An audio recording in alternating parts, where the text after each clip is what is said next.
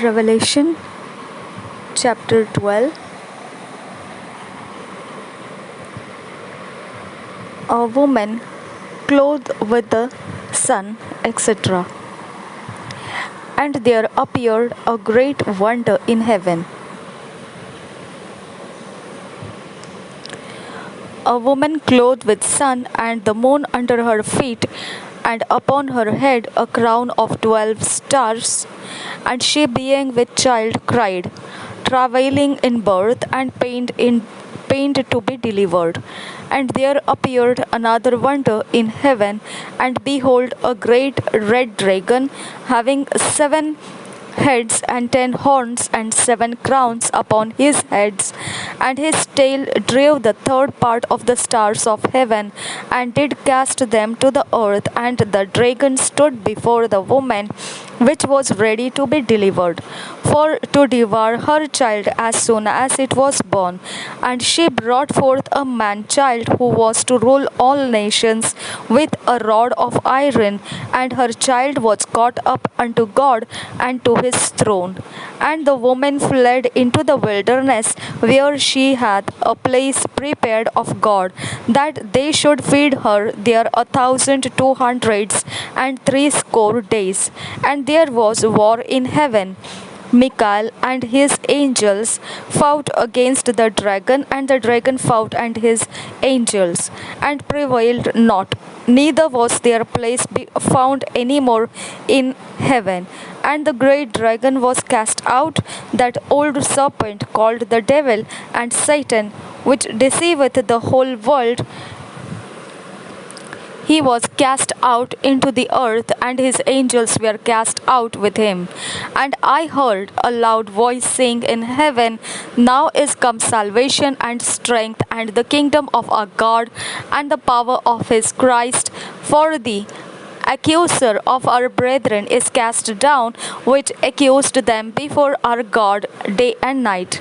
And they overcame him by the blood of the Lamb and by the word of their testimony, and they loved not their lives unto the death.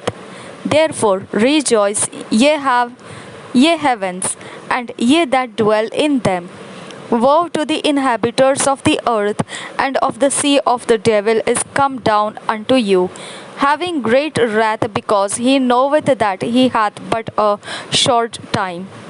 And when the dragon saw that he was cast unto the earth, he persecuted the woman which brought forth the man child, and to the woman were given 2 wings of a great eagle, that she might fly into the wilderness, into her place, where she is nourished for a time and times, and half a time from the face of the serpent. And the serpent cast out of his mouth water as a flood after the woman, that he might cause her to be carried away of the flood. And the earth helped the woman, and the earth opened her mouth and swallowed up the flood which the dragon cast out of his mouth. And the dragon was wroth with the woman, and went to make war with the remnant of her seed, which keep the commandments of God and have the testimony of Jesus Christ.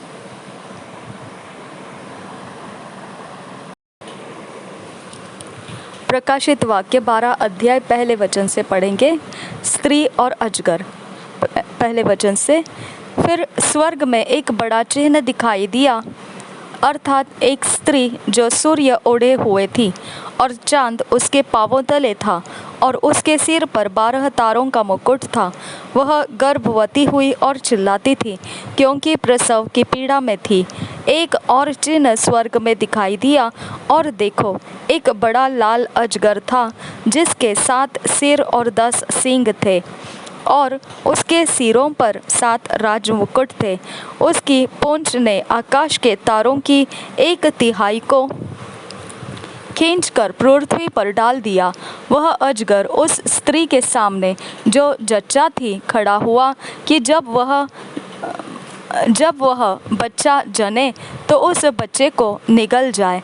वह बेटा जनी जो लोहे का दंड लिए हुए सब जातियों पर राज्य करने पर था, और वह बच्चा एकाएक परमेश्वर के पास और उसके सिंहासन के पास उठाकर पहुंचा दिया गया।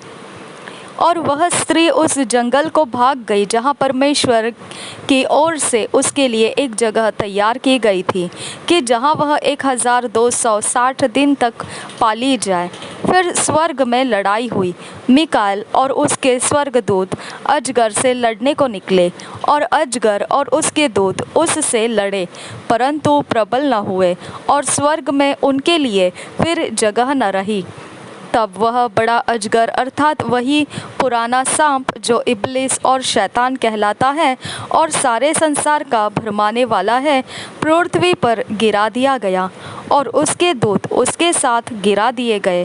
फिर मैंने स्वर्ग से यह बड़ा शब्द आते हुए सुना, अब हमारे परमेश्वर का उद्धार और सामर्थ्य और राज्य और उसके मसीह का अधिकार प्रकट हुआ है, क्योंकि हमारे भाइयों पर दोष लगाने वाला जो रात दिन हमारे परमेश्वर के सामने उन पर दोष लगाया करता था, गिरा दिया गया है। वे मेमने के लहू के कारण और अपनी गवाही के वचन के कारण उस पर जयवंत हुए, और उन्होंने अपने प्राणों को प्रिय न जाना, यहाँ तक कि मृत्यु भी सह ली। इस कारण हे स्वर्गों और उनमें रहने वालों, मगन हो, हे पृथ्वी और समुद्र तुम पर हाय, क्योंकि शैतान बड़े क्रोध के साथ तुम्हारे पास उतर आया है, क्योंकि जानता है कि उसका थोड़ा ही समय और बाकी है। जब अजगर ने देखा कि मैं पृथ्वी पर गिरा दिया गया हूँ, तो उस स्त्री को जो बेटा जनी थी सताया, पर उस स्त्री को बड़े उकाब के 2 पंख दिए गए कि सांप के सामने से उड़कर जंगल में उस जगह पहुंच जाए जहां वह एक समय और समयों और आधे समय तक पाली जाए। और सांप ने उस स्त्री के पीछे अपने मुंह से नदी के समान पानी बहाया कि उसे इस नदी से बहा दे। परंतु पृथ्वी ने उस स्त्री की सहायता की और अपना मुंह खोलकर उस नदी को जो अजगर ने अपने मुंह से बहाई थी पी लिया। तब अजगर स्त्री पर क्रोधित हुआ और उसकी शेष संतान से जो परमेश्वर की आज्ञाओं को मानते और यीशु की गवाही देने पर स्थिर है, लड़ने को गया, और वह समुद्र के बालों पर जा खड़ा हुआ।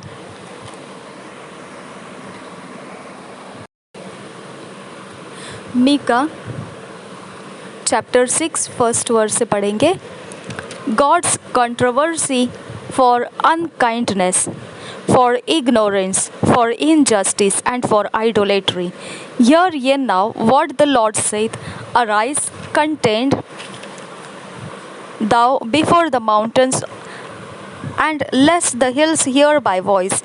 Hear ye, O mountains, the Lord's controversy, and ye strong for foundations of the earth, for the Lord hath a controversy with his people, and he will plead with Israel. O my people, what have I done unto thee, and wherein have I wearied thee? Testify against me. For I brought thee up out of the land of Egypt, and redeemed thee out of the house of servants, and I sent before thee Moses, Aaron, and Miriam. O my people, remember now what Balak king of Moab consulted, and what Balaam the son of Beor answered him from Shittim unto Gilgal, that ye may know the righteousness of the Lord. Wherewith shall I come before the Lord, and bow myself before the high God? Shall I come before him with burnt offerings, with calves of a year old? Will the Lord be pleased with thousands of rams, or with 10,000s of rivers of oil? Shall I give my firstborn for my transgression, the fruit of my body for the sin of my soul? He hath shewed thee, O man, what is good, and what doeth the Lord require of thee, but to do justly, and to love mercy, and to walk humbly with thy God. The Lord's voice crieth unto the city, and the man of wisdom shall see thy name. Hear ye the rod, and who hath appointed it? Are there yet the treasures of wickedness in the house of the wicked, and the scant measure that is abominable? Shall I count them pure with the wicked balances, and with the bag of deceitful weights? For the rich men thereof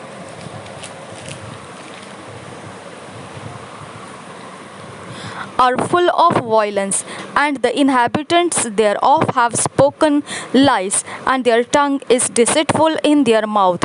Therefore also will I make thee sick in smiting thee, in making thee desolate because of thy sins. Thou shalt eat but not be satisfied, and thy casting down shall be in the midst of thee. And thou shalt take hold, but shalt not deliver, and that which thou deliverest will I give up to the sword. Thou shalt sow, but thou shalt not reap. Thou shalt tread the olives, but thou shalt not anoint thee with oil. Sweet wine, but shalt not drink wine. For the statutes of Omri are kept, and all the works of the house of Ahab, and ye walk in their counsels, that I should make thee a desolation, and the inhabitants thereof, and hissing thereof, ye shall bear the reproach of my people. Chapter 7. The church complaining of her small number, and the general corruption. Puts not confidence in man, but in God. She triumphs, is comforted. First verse से पढ़ेंगे. Woe is me, for I am as when they have gathered the summer fruits, as the grape gleanings of the vintage. There is no cluster to eat. My soul desired the first ripe fruit. The good man is perished out of the earth, and there is none upright among men. They all lie in wait for blood. They hunt every man his brother with a net, that they may do evil with both hands honestly. The prince asketh, and the judge asketh for a reward, and the great man, he uttereth his mischievous desire, so they wrap it up. The best of them is as a brother, the most upright is sharper than a thorn hedge. The day of thy watchman and thy visitation cometh. Now shall be their perplexity. Trust ye not in a friend, put ye not confidence in a guide. Keep the doors of thy mouth from her that lieth in thy bosom. For the son dishonoureth the father, the daughter riseth up against her mother, the daughter-in-law against her mother-in-law. A man's enemies are the men of his own house. Therefore I will look unto the Lord, I will wait for the God of my salvation. My God will hear me. Rejoice not against me, O mine enemy. When I fall, I shall arise. When I sit in darkness, the Lord shall be a light unto me. I will bear the indignation of the Lord, because I have sinned against him, until he plead my cause and execute judgment for me. He will bring me forth to the light, and I shall behold his righteousness. Then she that as mine enemy shall see it, and share shall cover her, which said unto me, Where is the Lord thy God? Mine eyes shall behold her now, shall she be trodden down as the mire of the streets. In the day that thy walls are to be built, in that day shall the decree be far removed. In that day also he shall come, even to thee, from Assyria, and from the fortified cities, and from the fortress, even to the river, and from sea to sea, and from mountain to mountain. Notwithstanding the land shall be desolate because of them that dwell therein, for the fruit of their doings. Feed thy people with thy rod, the flock of thine heritage, which dwells solitarily in the wood, in the midst of Carmel. Let them feel feared in Bashan and Gilead, as in the days of old. According to the days of thy coming out of the land of Egypt, will I shew unto him marvelous things. The nations shall see and be confounded at all their might. They shall lay their hand upon their mouth. Their ears shall be deaf.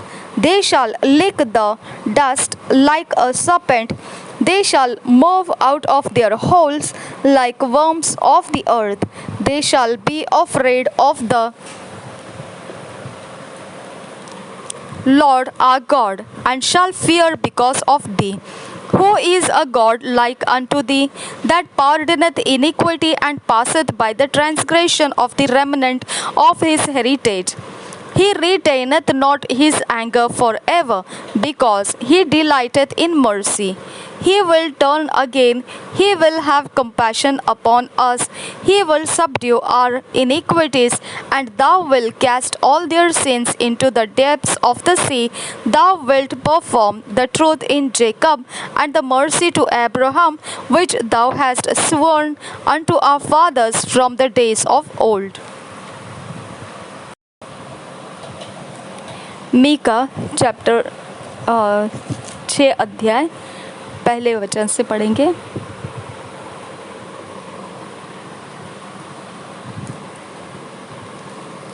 इस्राएल के विरुद्ध परमेश्वर का अभियोग। पहले वचन से, जो बात यहोवा कहता है उसे सुनो, उठकर पहाड़ों के सामने वाद विवाद कर, और टीले भी तेरे सुनने पाए।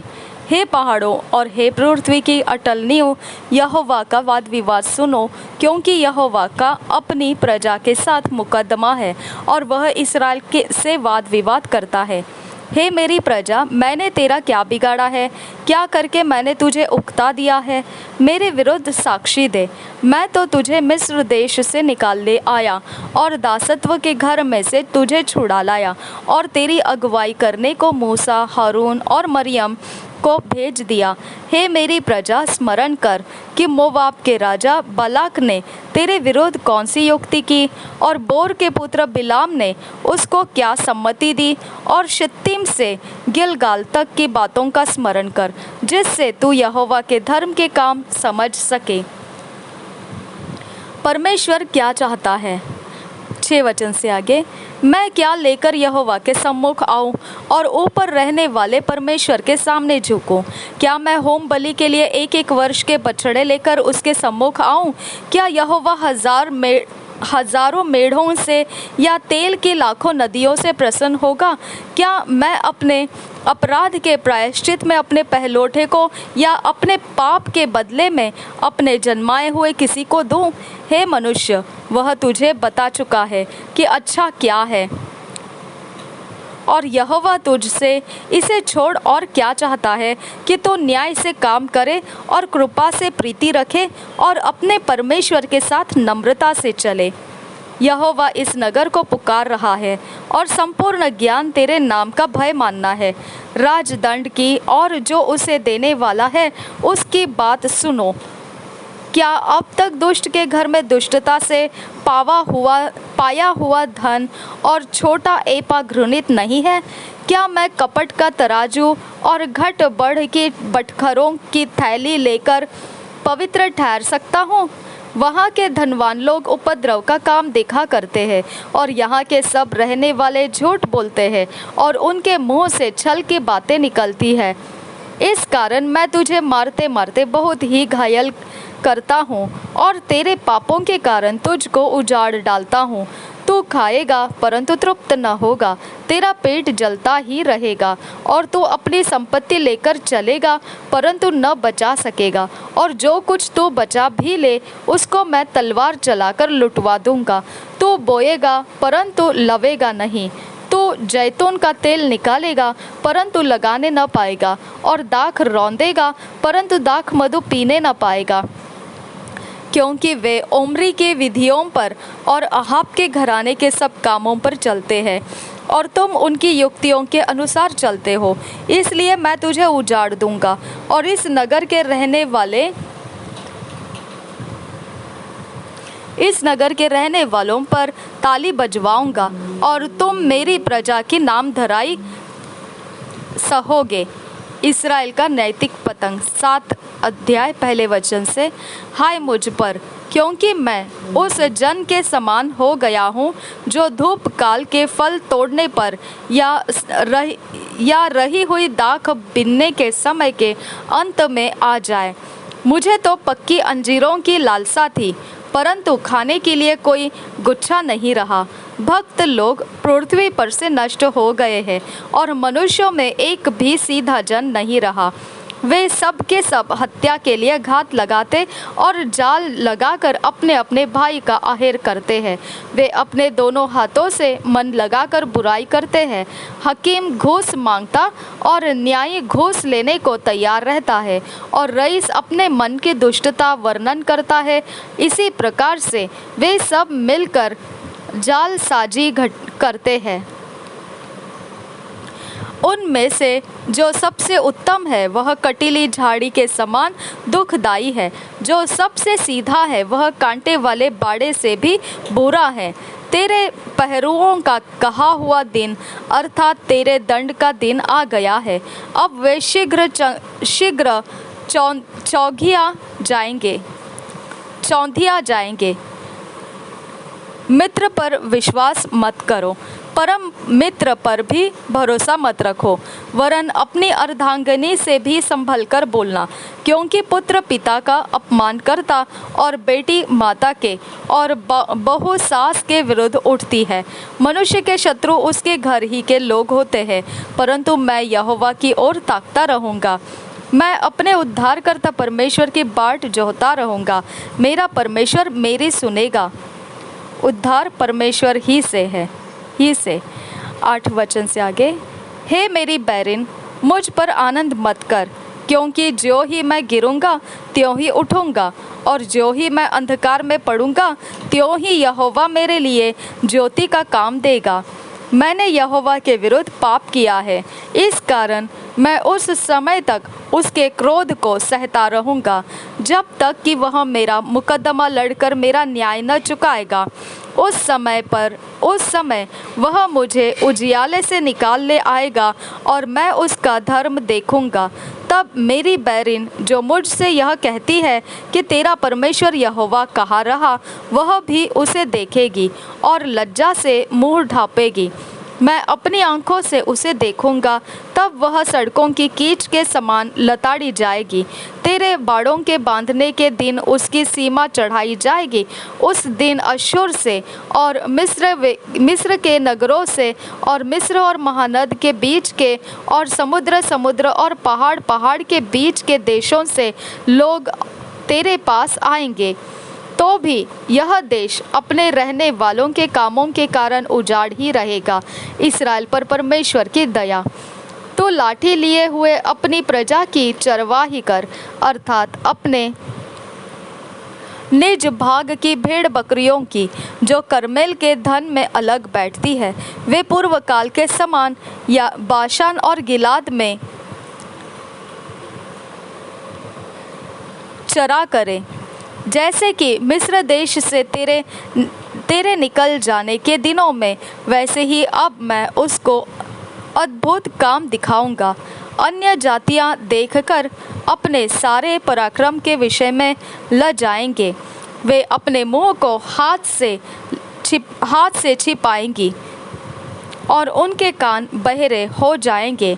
वे सर्प के समान मिट्टी चाटेंगी और भूमि पर रेंगने वाले जंतुओं की भांति अपने दिलों में से कांपती हुई निकलेगी। वे हमारे परमेश्वर यहोवा के पास थरथराती हुई आएगी और वे तुझसे डरेंगी। तेरे समान ऐसा परमेश्वर कहाँ है, जो अधर्म को क्षमा करे और अपने निज भाग के बचे हुओं के अपराध को ढांप दे। वह अपने क्रोध को सदा बनाए नहीं रहता, क्योंकि वह करुणा से प्रीति रखता है। वह फिर हम पर दया करेगा और हमारे अधर्म के कामों को लताड़ डालेगा, तो उनके सब पापों को गहरे समुद्र में डाल देगा।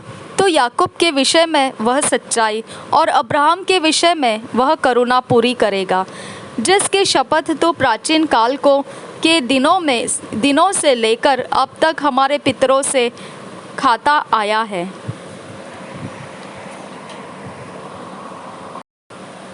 Two years Bible reading plan. 2 साल के बाइबल रीडिंग प्लान में रेवलेशन 10 चैप्टर 11 to 21, जफनिया 3 चैप्टर। 2 साल के बाइबल रीडिंग प्लान में प्रकाशित वाक्य 16 अध्याय 16th चैप्टर 11 to 21 वर्स। ध्यान से सुनना है। Revelation 16th chapter 11 to 21 verse. प्रकाशित वाक्य 16 अध्याय 11 से 21 वचन और सफन्या 3 अध्याय। 2 साल के बाइबल रीडिंग प्लान में प्रकाशित वाक्य 16 अध्याय 11 से 21 वचन और सफन्या 3 अध्याय। 2 year Bible reading plan revelation 16th chapter 11 to 21 और ज़ेफनिया 3 चैप्टर 3rd चैप्टर। हम पहले किंग्स जेम्स वर्शन में से पढ़ेंगे। यही वचनों को हम हिंदी में BSI बाइबल में से पढ़ेंगे। रेवलेशन 16th चैप्टर 11 से लेकर पढ़ेंगे 21 तक।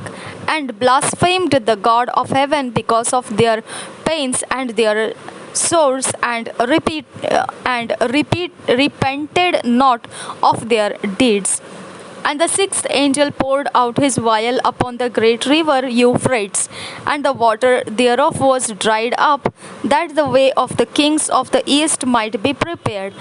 And I saw 3 unclean spirits like frogs come out of the mouth of the dragon, and out of the mouth of the beast, and out of the mouth of the false prophets. For they are the spirits of devils working miracles, which go forth into the kings of the earth and of the whole world, to gather them to the battle of that great day of God Almighty. Behold, I come as a thief. Blessed is he that watcheth and keepeth his garments, lest he walk naked and they see his shame. And he gathered them together into a place called in the Hebrew tongue Armageddon. And the 7th angel poured out his vial into the air, and there came a great voice out of the temple of heaven from the throne, saying, It is done. And there were voices and thunders and lightnings, and there was a great earthquake, such as was not since men were upon the earth, so mighty an earthquake and so great. And the great city was divided into 3 parts, and the cities of the nations fell, and great Babylon came in remembrance before God, to give unto her the cup of the wine of the fierceness of his wrath. And every island fled away, and the mountains were not found. And there fell upon men a great hail out of heaven, every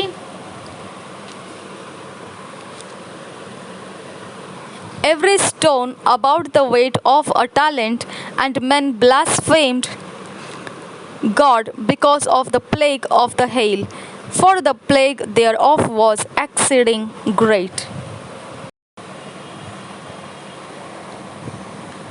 प्रकाशित वाक्य 16 अध्याय उसका 11 वचन से 21 वचन तक। और अपने पीड़ाओं और फोड़ों के कारण स्वर्ग के परमेश्वर की निंदा की, पर अपने अपने कामों से मन न फिराया। 6वें स्वर्गदूत ने अपना कटोरा महानदी फरात पर उंडेल दिया, और उसका पानी सूख गया, कि पूर्व दिशा के राजाओं के लिए मार्ग तैयार हो जाए। फिर मैंने उस अजगर के मुँह से और उस पशु के मुँह से और उस झूठे भविष्यद्वक्ता के मुँह से 3 अशुद्ध आत्माओं को मेंढकों के रूप में निकलते देखा। ये चिन्ह दिखाने वाली दुष्ट आत्माएं हैं जो सारे संसार के राजाओं के पास निकलकर इसलिए जाती है कि उन्हें सर्वशक्तिमान परमेश्वर के उस बड़े दिन की लड़ाई के लिए इकट्ठा करे। देख, मैं चोर के समान आता हूँ। धन्य वह है जो जागता रहता है और अपने वस्त्र की चौकसी करता है कि नंगा न फिरे और लोग उसका नंगापन न देखे। और उन्होंने उसको उस जगह इकट्ठा किया जो इब्रानी में हर मगिदोन कहलाता है। सातवें स्वर्गदूत ने अपना कटोरा हवा पर उंडेल दिया और मंदिर के सिंहासन से यह बड़ा शब्द हुआ, हो चुका। फिर बिजलियाँ चमकी और शब्द और गर्जन हुए और एक ऐसा बड़ा भूकंप आया कि जब से मनुष्य की उत्पत्ति पृथ्वी पर हुई तब से ऐसा बड़ा भूकंप कभी न आया था। इससे उस बड़े नगर के 3 टुकड़े हो गए और जाति जाति के नगर गिर पड़े। और बड़े बेबीलोन का स्मरण परमेश्वर के यहाँ हुआ कि वह अपने क्रोध की जलजलाहट की मदिरा उसे पिलाए। और हर एक टापू अपनी जगह से टल गया और पहाड़ों का पता न चला। आकाश से मनुष्यों पर मन भर के बड़े ओले गिरे और इसलिए कि यह विपत्ति बहुत ही भारी थी, लोगों ने ओलों की विपत्ति के कारण परमेश्वर की निंदा की।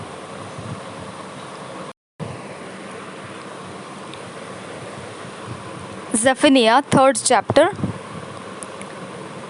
The princess of Jerusalem reproved. Exhortation to wait for the restoration of Israel. First verse से पढ़ेंगे। Woe to her that is filthy and polluted to the oppressing city. She obeyed not the voice, she received not correction, she trusted not in the Lord, she drew not near to her God. Her princes within her are roaring lions, her judges are evening wolves. They gnaw out the bones till the morrow. Her prophets are light and treacherous persons. Her priests have polluted the sanctuary. They have done violence to the law. The just Lord is in the midst thereof. He will not do iniquity. Every morning doeth he bring his judgment to light. He faileth not, but the unjust knoweth no shame. I have cut off the nations, their towers are desolate. I made their streets waste, that none passeth by. Their cities are destroyed, so that there is no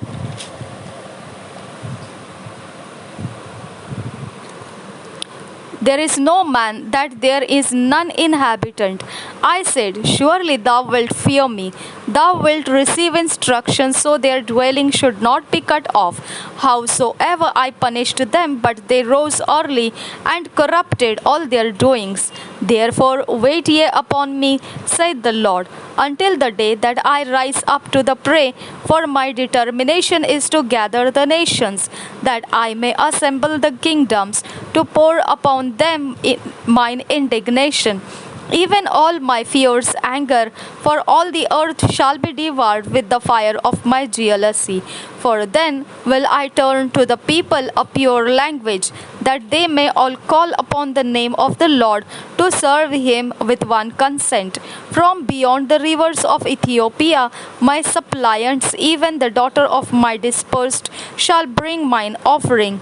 In that day shalt thou not be ashamed for all thy doings, wherein thou hast transgressed against me. For then I will take away out of the midst of thee them that rejoice in thy pride, and thou shalt no more be haughty because of my holy mountain. I will also live in the midst of thee, an afflicted and poor people, and they shall trust in the name of the Lord.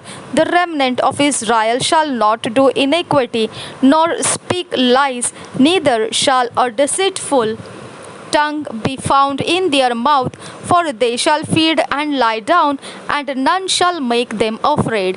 Sing, O daughter of Zion, shout, O Israel, be glad and rejoice with all the heart, O daughter of Jerusalem. The Lord hath taken away thy judgments, He hath cast out thine enemy, the King of Israel, even the Lord is in the midst of thee. Thou shalt not see evil any more. In that day it shall be said to Jerusalem, Fear thou not, and to Zion, Let not thine hands be slack. The Lord thy God in the midst of thee is mighty. He will save, he will rejoice over thee with joy. He will rest in his love. He will joy over thee with singing. I will gather them that are sorrowful for the solemn assembly who are of thee, to whom the reproach of it was a burden. Behold, at that time I will undo all that afflict thee, and I will save her that holdeth, and gather her that was driven out. And I will get them praise and fame in every land where they have been put to shame. At that time will I bring you again, even in the time that I gather you, for I will make you a name and a praise among all people of the earth, when I turn back your captivity before your eyes, saith the Lord.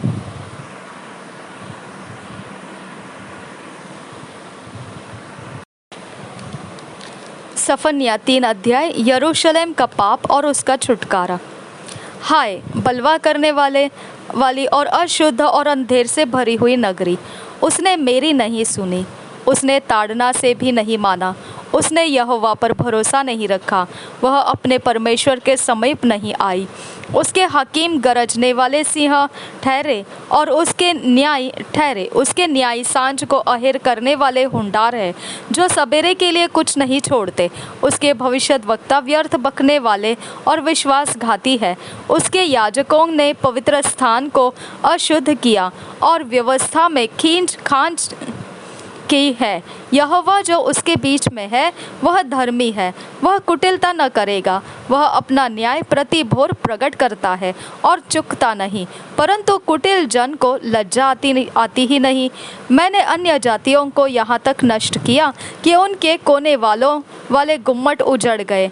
मैंने उनके सड़कों को यहाँ तक सूनी किया कि कोई उन पर नहीं चलता। उनके नगर यहाँ तक नष्ट हुए कि उनमें कोई मनुष्य वरन कोई भी प्राणी नहीं रहा। मैंने कहा, अब तू मेरा भय मानेगी और मेरी ताड़ना अंगीकार करेगी, जिससे उसका निवास स्थान उस सब के अनुसार जो मैंने ठहराया था नष्ट न हो, परंतु वे सब प्रकार के बुरे बुरे काम यत्न से करने लगे। इस कारण यहोवा की यह वाणी है, जब तक मैं नष्ट करने को न उठूं, तब तक तुम मेरी बाट जोहते रहो। मैंने यह ठान लिया है कि जाति जाति के और राज्य राज्य के लोगों को मैं इकट्ठा करूं, कि उन पर अपने क्रोध की आग पूरी रीति से भड़काऊं, क्योंकि सारी पृथ्वी मेरी जलन की आग से भस्म हो जाएगी। उस समय मैं देश देश के लोगों से एक नई और शुद्ध भाषा बुलवाऊंगा, कि वे सब के सब यहोवा से प्रार्थना करें और एक मन से कंधे से कंधा मिलाए हुए उसकी सेवा करें। मेरी तितर बितर की हुई प्रजा मुझसे विनती करती हुई मेरी भेंट बनकर आएगी। उस दिन तू अपने सब बड़े से बड़े कामों से, जिन्हें करके तू मुझसे फिर गई थी, फिर लज्जित न होगी। उस समय मैं तेरे बीच से सब फूले हुए घमंडियों को दूर करूंगा, और तू मेरे पवित्र पर्वत पर फिर कभी अभिमान न करेगी, क्योंकि मैं तेरे बीच में दीन और कंगाल लोगों का एक दल बचा रखूंगा, और वे यहोवा के नाम की शरण लेंगे। इस्राएल के बचे हुए लोग न तो कुटिलता करेंगे और न झूठ बोलेंगे, और न उनके मुंह से छल की बातें निकलेगी। चरेंगे और विश्राम करेंगे, वे चरेंगे और विश्राम करेंगे, और कोई उनको डराने वाला न होगा। आनंद का गीत। 14 वचन से आगे। हे सियोन, ऊंचे स्वर से गा। हे इस्राएल, जय जयकार कर। हे यरूशलेम, अपने संपूर्ण मन से आनंद कर और प्रसन्न हो। यहोवा ने तेरा दंड दूर कर दिया और तेरा शत्रु भी दूर किया गया है। इस्राएल का राजा यहोवा तेरे बीच में है, इसलिए तो फिर विपत्ति न भोगेगी। उस समय यरूशलेम से यह कहा जाएगा, हे सियोन, मत डर, तेरे हाथ ढीले न पड़ने पाए। तेरा परमेश्वर यहोवा तेरे बीच में है, वह उद्धार करने में पराक्रमी है। वह तेरे कारण आनंद से मगन होगा, वह अपने प्रेम के मारे चुपका रहेगा। फिर ऊंचे स्वर से गाता हुआ तेरे कारण मगन होगा। जो लोग नियत पर्वों में सम्मिलित न होने के कारण खेदित रहते हैं, उनको मैं इकट्ठा करूँगा, क्योंकि वे तेरे हैं और उसकी नामधराई उनको बोझ जान पड़ती है। उस समय मैं उन सबों से जो तुझे दुख देते हैं उचित बर्ताव करूँगा, और मैं लंगड़ों को चंगा करूँगा और जबरन निकाले हुओं को इकट्ठा करूँगा, और जिनकी लज्जा की चर्चा सारी पृथ्वी पर फैली है उनकी प्रशंसा और कीर्ति सब कहीं फैलाऊंगा। उसी समय मैं तुम्हें ले जाऊंगा और उसी समय मैं तुम्हें इकट्ठा करूंगा, और जब मैं तुम्हारे सामने तुम्हारी समृद्धि को लौटा लाऊंगा, तब पृथ्वी की सारी जातियों के बीच में तुम्हारी कीर्ति और प्रशंसा फैला दूंगा। यहोवा का यही वचन है। प्रभु यीशु हम सब के साथ बना रहे। आमीन, आमीन, आमीन।